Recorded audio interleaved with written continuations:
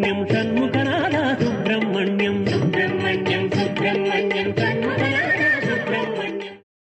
అవలీలగా ఇంద్రుణ్ణి తీసుకొచ్చి కారాగారంలో పారేసే కొడుకోడు కావాలో అని అడిగింది. ఉపదేశం చేస్తున్నాను, ఈ వ్రతం చేయి అన్నాడు. చేసింది ఆవిడ. చేస్తే పుట్టాడు. ఆయన పేరే వజ్రాంగుడు. పుడుతూనే ఆయన శరీరం వజ్రంలా ఉండేది. ఇక వజ్రాయుధం ఏం చేస్తుంది ఆయన్ని? వజ్రం వజ్రేన భిన్నయ్యేది. ఈయన మీద వేస్తే వజ్రాయుధం బయలుపోతుంది. అటువంటి కొడుకునికి అంది. ఆయన పుట్టిందే ఇంద్రుణ్ణి బంధించడానికి. ఆయన పెరిగాడు, పెద్దవాడయ్యాడు, సమస్త లోకాలని ఆక్రమించాడు. ఇంద్రుణ్ణి తీసుకొచ్చి కారాగారంలో పారేశాడు. ఇక దేవతల మాట నేను చెప్పేది ఏముంది అంటే, వ్యవస్థ తారుమారైపోయింది. అంటే భగవంతుడు ఎలా ఉండాలి వ్యవస్థ అని నిర్ణయం చేశాడో అలా జరగట్లేదు.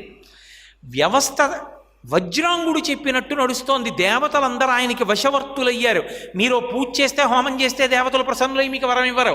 వజ్రాంగుడికి పూజ చేయాలి. వజ్రాంగుడు ఇష్టపడితే మీకు పని జరుగుతుంది అంతే. అంటే వ్యవస్థ తప్పిపోయిందా లేదా? ఇప్పుడు గాడి తప్పిపోయింది. తప్పిపోతే ఈ వజ్రాంగుడు ఇంద్రుణ్ణి కారాగారంలో పెట్టాడని కశ్యప ప్రజాపతిని తీసుకుని, తండ్రి కదూ ఎంతైనా మరి వజ్రాంగుడికి, చతుర్ముఖ బ్రహ్మగారు ఓ రోజున వచ్చాడు. సృష్టికర్త ఆయన. సృష్టి సక్రమంగా నడిచేట్టు ఆయన చూస్తూ ఉండాలి. అస్తవ్యస్తంగా నడుస్తోంది సృష్టి. వచ్చి ఒరే ఇంద్రుణ్ణి అలా కారాగారంలో పెట్టకూడదురా, తప్పు, వాడిని విడిచిపెట్టేసేయరా అన్నాడు. విడిచిపెట్టేశాడు. విడిచిపెడితే చతుర్ముఖ బ్రహ్మగారు ప్రీతి పొందాడు. ప్రీతి పొందితే, దేవతలు ప్రీతి పొందితే ఉత్తినే వెళ్ళరు, వాళ్ళకి అనుగ్రహిస్తే కానీ వెళ్ళరు. వజ్రాంగుణ్ణి అడిగాడు, నీకేం కావాలని అడిగాడు. ఆయన అదృష్టమేమో మరి, ఒక స్థితిలో ఆయనలో ఒక మార్పు వచ్చింది. నాకు ఈ రజోగుణ తమో గుణాలు వద్దు, వీటితో ఎన్నాళ్ళు యుద్ధం చేస్తాను, చాలు, ఇంద్రుణ్ణి తెచ్చి కారాగారంలో పెట్టాను, వదిలేశాను. వాడి కర్మ, బాగుంటే బాగుంటాడు, పాడైపోతే పాడైపోతాడు, నేను ప్రశాంతంగా ఉండేట్టు అనుగ్రహించన్నాడు. సత్వగుణంలో నిలబడగలిగినటువంటి వరాన్ని చతుర్ముఖ బ్రహ్మగారు అనుగ్రహించాడు. ఇప్పుడు చిత్రం ఏమిటంటే, మీకు బహుశా పౌరాణిక వాంగ్మయంలో ఎక్కడా వజ్రాంగ చరిత్ర లాంటి చరిత్ర ఉండదు. ఆయన రెండు విపరీతాలు.